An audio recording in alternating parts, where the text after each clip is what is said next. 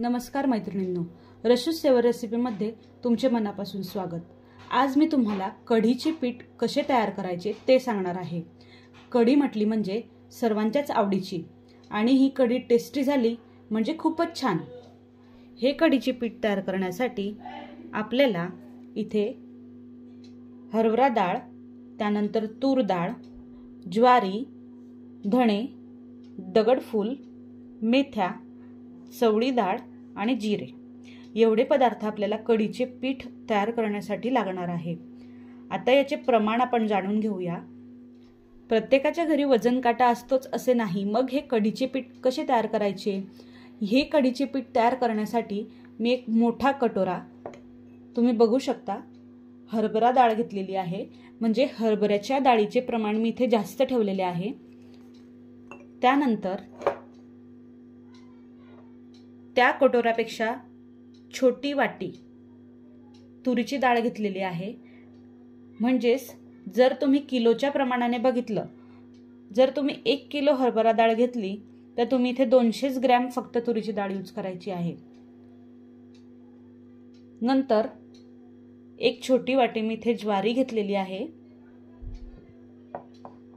आणि 1 ते 2 चमचा चवळीची डाळ।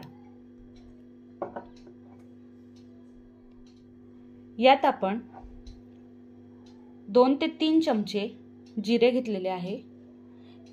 त्यानंतर 1 वाटी धणे, थोडे म्हणजेच अंदाजे मी इथे दगडफूल टाकलेला आहे। त्यानंतर 1 ते 1.5 चमचा मेथ्या। हे कढी बनवण्यासाठीचे अतिशय परफेक्ट प्रमाण आहे। जर तुमच्याकडे वजन काटा नसेल तर तुम्ही ह्या प्रमाणे कढीचे पीठ हे तयार करू शकतात। तुम्हाला हे जे जिरं, मेथ्या, धणे आणि दगडी फूल जे मी सांगितलं आहे ते तुम्हाला भाजायचं नाहीये। तुम्हाला डायरेक्ट हे पूर्ण एकत्र करून चक्कीमध्ये दळायचं आहे। जर तुम्ही वजनाप्रमाणे बघितले तर इथे हरभरा डाळ जर तुम्ही 1 किलो घेतलेली आहे तर तुम्हाला तुरीची डाळ आणि ज्वारी 200 ग्रॅम घ्यायची आहे आणि त्यामध्ये 100 ग्रॅम किंवा त्यापेक्षाही कमी चवळीची डाळ टाकायची आहे।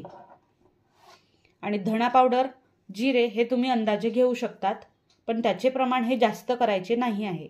आणि 1 किलोच्या जर प्रमाणाने तुम्ही बघितलं तर मेथ्या हा आपल्याला फक्त 25 ते 30 ग्रॅम यूज करायचे आहे। त्याच्यावरती मेथ्या यूज करायच्या नाही, कारण मग पिठाला येथे कळवटपणा येऊ शकतो। या प्रमाणानुसार आपल्याला कढीचे पीठ हे तयार करायचे आहे। आता मी ह्या सर्व डाळी मिक्स करून चक्कीमधून दळून घेणार आहे। आता आपल्याला हे सर्व पदार्थ एकत्र करायचे आहे। मी इथे हरभरा डाळ घेतलेली आहे, त्यानंतर 1 वाटी तूर डाळ, त्यानंतर 1 वाटी ज्वारी, थोडी चवळी डाळ, त्यात मेथ्या, थोडे जिरे, त्यानंतर 1 वाटी धणा आणि थोडे दगडफूल। आता आपल्याला हे पूर्ण मिक्स करून चक्कीमध्ये दळून घ्यायचं आहे।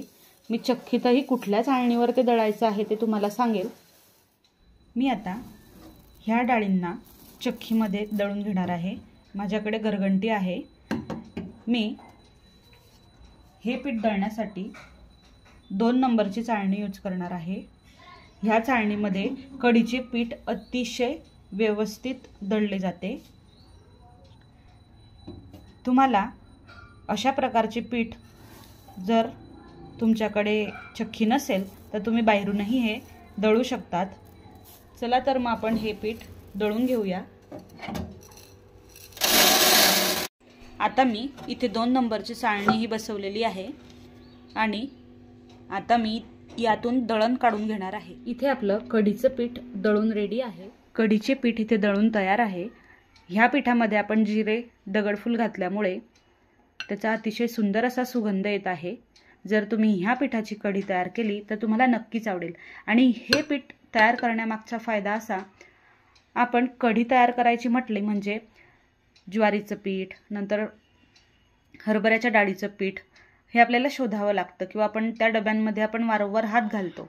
त्यापेक्षा जर अशा प्रकारे एकत्र डाळी करून किंवा माझ्या पद्धतीने हे पीठ दळल्यास तुम्हाला तुमचे काम अतिशय सोपे होईल आणि कढीही एकदम छान लागेल आणि चविष्ट. जर तुम्हाला या पिठाची कढी कशी तयार करावी हे बघायचे असेल तर तुम्ही डिस्क्रिप्शन बॉक्समध्ये कढी तयार करण्याची पद्धत बघू शकता.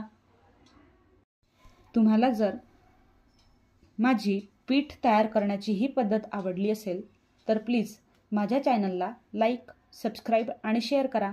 Thank you for watching.